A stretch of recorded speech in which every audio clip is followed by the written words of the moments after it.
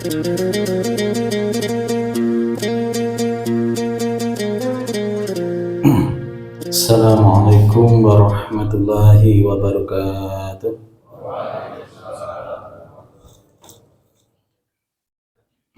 Innal hamdalillah nahmaduhu wa nasta'inuhu wa nastaghfiruh wa na'udzu billahi min syururi anfusina wa min sayyiati a'malina. Man yahdihillahu fala mudilla lahu wa man yudlil fala hadiya lahu. Asyhadu an la ilaha illallah wahdahu la syarika lahu wa asyhadu anna Muhammadan abduhu wa rasuluh. Allahumma shalli ala Muhammadin wa ala alihi wa sahbihi wa man tabi'ahum bi ihsanin ila yaumil amma ba'd. Bapak-bapak, ibu-ibu, para saudara-saudara yang dipun muliakan oleh Gusti Allah, alhamdulillah pada malam hari ini Allah SWT memberi banyak sekali kenikmatan pada kita sehingga kita bisa melaksanakan sholat isya secara berjamaah, dan mudah-mudahan nanti juga bisa kita lanjutkan dengan sholat tarawih berjamaah. Ya, mudah-mudahan juga beramal ibadah kita malam hari ini diterima oleh Allah SWT.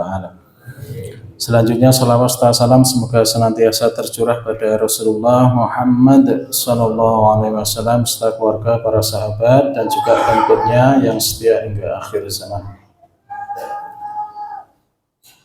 Selanjutnya malam hari ini saya akan bacakan satu hadis dari Thalhah bin Ubaidillah radhiyallahu anhu.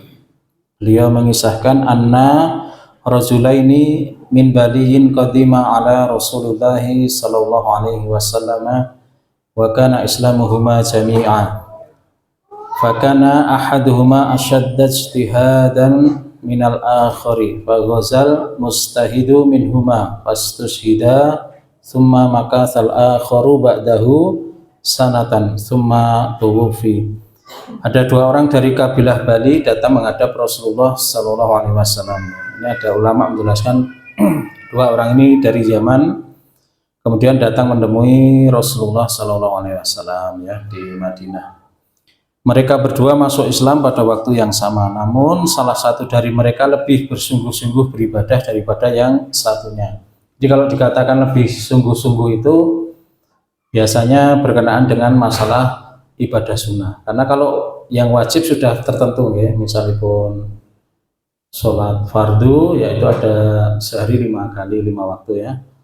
Maka sholat kalau disebut sholatnya mempeng nih berarti sholat sunnahnya ya, sholat malamnya, ya, sholat lail, kemudian sholat duhanya, ya, sholat rawatibnya dia lebih bersungguh-sungguh.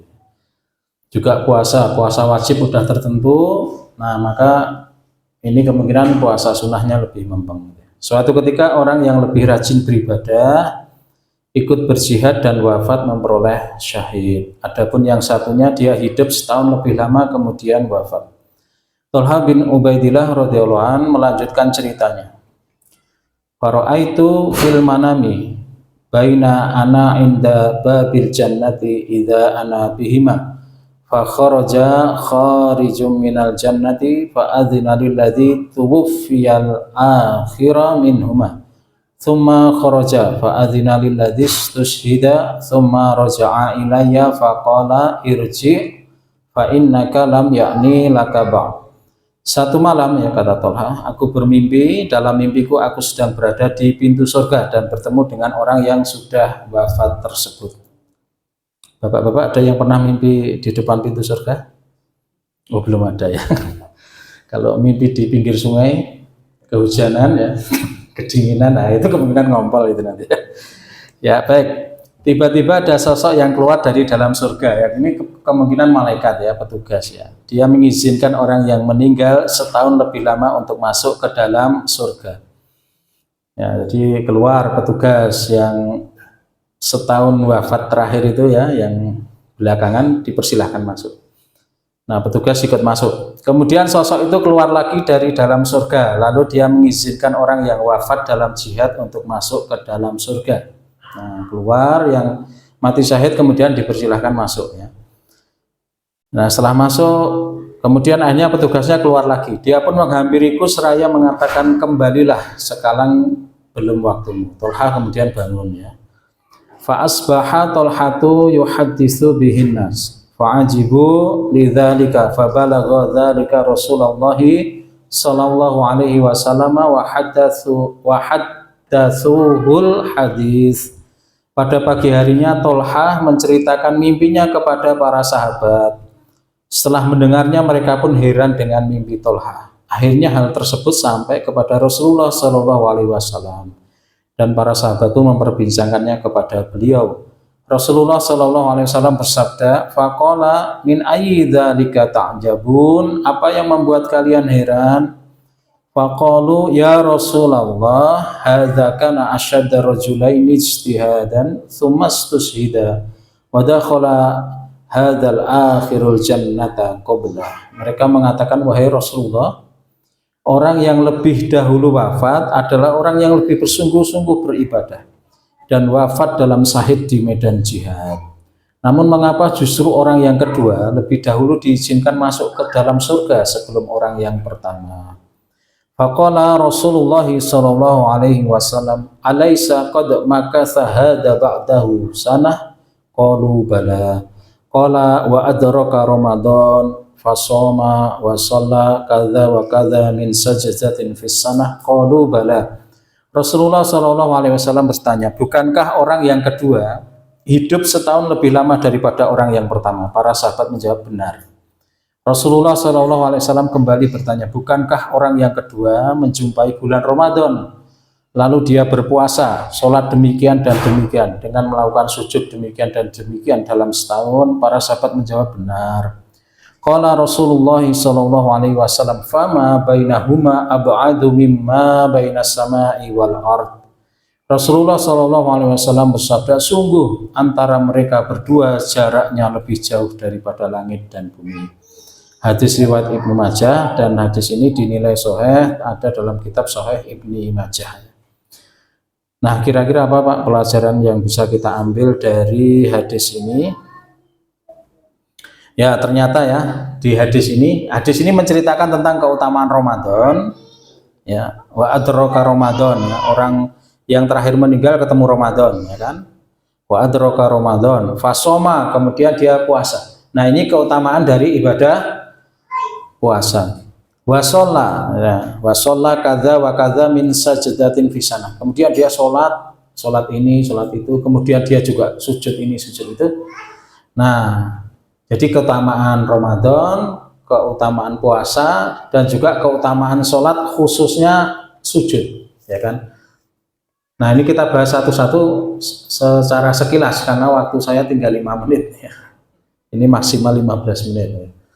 Nah, apa namanya, Ramadan ya. Ramadan itu salah satu waktu yang paling diberkahi. Ya.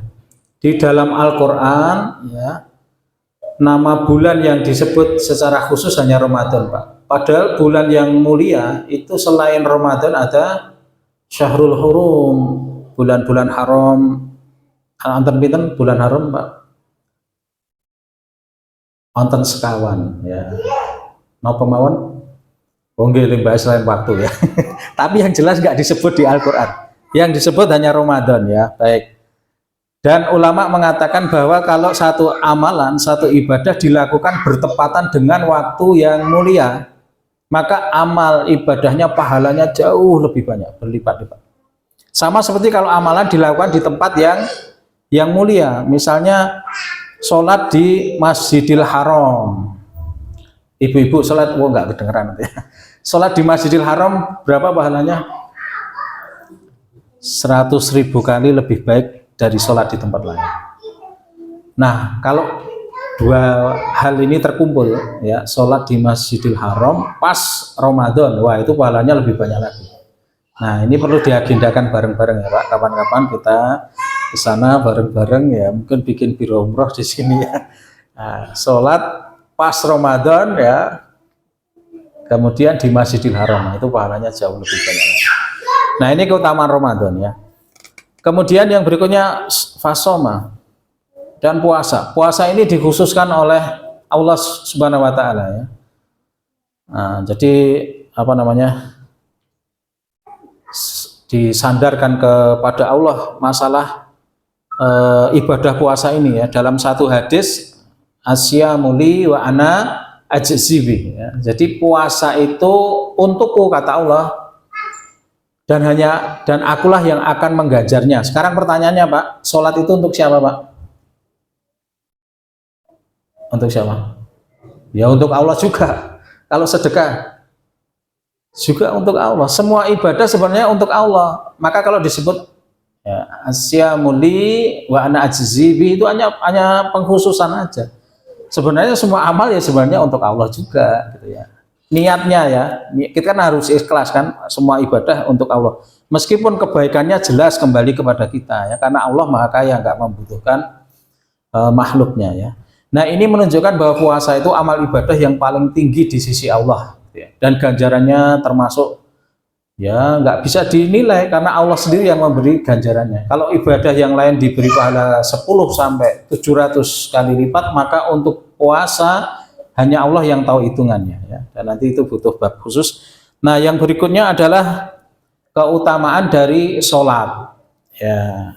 Sholat ini satu ibadah yang paling agung ya, sampai untuk masalah sholat ini Allah mengundang Rasulullah khusus ya, untuk sholat 5 waktu khusus diundang ke Sidratul Muntaha ya, di satu peristiwa Isra Mi'raj. Dan secara khusus di hadis tadi juga disebutkan tentang sujud, karena sebenarnya sholat itu intinya ada pada sujud. Kita takbir, baca doa, baca Al-Fatihah, ayat-ayat, kemudian ruku', i'tidal, itu nanti mengantar untuk menuju sujud kita. Dan itulah ibadah yang paling agung, yaitu meletakkan anggota sujud ada 7 ya, wajah yaitu dahi sama hidung ya, kemudian apa, 2 tapak tangan ya, kemudian dengkul ya, kemudian ujung-ujung kaki itu ya, jari itu ya. Nah ketika kita sujud itu adalah posisi terendah kita, menundukkan diri di hadapan Allah. Nah untuk penutup ini, sholat itu pinten ganjarannya Bu? Mumpung pintunya dibuka nih. Ya, sholat sunnah fajar ya, 2 rakaat, sholat sunnah fajar. Sholat sunnah fajar itu sholat apa? Ya, qobliyah subuh, karena subuh itu disebut sholat fajar ya, makanya sholat sunnah qobliyah subuh disebut sholat sunnah fajar. Pahalanya berapa? Lebih baik dari dunia dan seisinya. Itu cuma 2 rakaat, cuma butuh beberapa menit, Allah ganjar lebih baik dari dunia dan seisinya. Jadi kalau tonggone omae di tingkat beli mobil, jenengan nggak usah susah ya, sholat 2 rakaat, salam, alhamdulillah ya Allah, saya lebih baik dari mobilnya itu gitu ya, dapat pahala. Iya, lebih baik dari mobil mewah, lebih baik dari rumah mewah gitu ya. Itu sholat sunnah 2 rakaat, apalagi nanti kita mau sholat malam ya, tadi sholat isya, itu pahalanya jauh lebih banyak ya. Nah disebabkan oleh itulah selama setahun maka sahabat yang wafatnya tidak dalam mati syahid, tidak dalam jihad, dia ganjarannya jauh lebih banyak, yang kata Rasulullah lebih jauh dari langit dan bumi. Dan memang itulah jarak antara 1 derajat di surga. Surga itu wonten pinten tingkatan? Ada 100 Pak ya. Nah jadi kalau kita melihat tingkatan atasnya gitu ya, itu seperti kalau kita melihat bintang Pak. Nah, itu ada 100 tingkatan. Nah sahabat tadi sebenarnya cuma selisih 1 level aja ya, tapi jaraknya jauh, dan mereka tetap bisa saling mengunjungi gitu ya, saling apa namanya, reunian di surga ya. Demikian mungkin yang bisa kami sampaikan Bapak-bapak, Ibu-ibu, hadirin sekalian, tentang keutamaan Ramadan, keutamaan puasa, dan keutamaan sholat secara ringkas ya, mungkin lain waktu diperdalam lagi. Demikian dari saya, banyak kesalahannya mohon maaf. Aku qouli hadza wa astaghfirullah li wa lakum. Wassalamualaikum warahmatullahi wabarakatuh.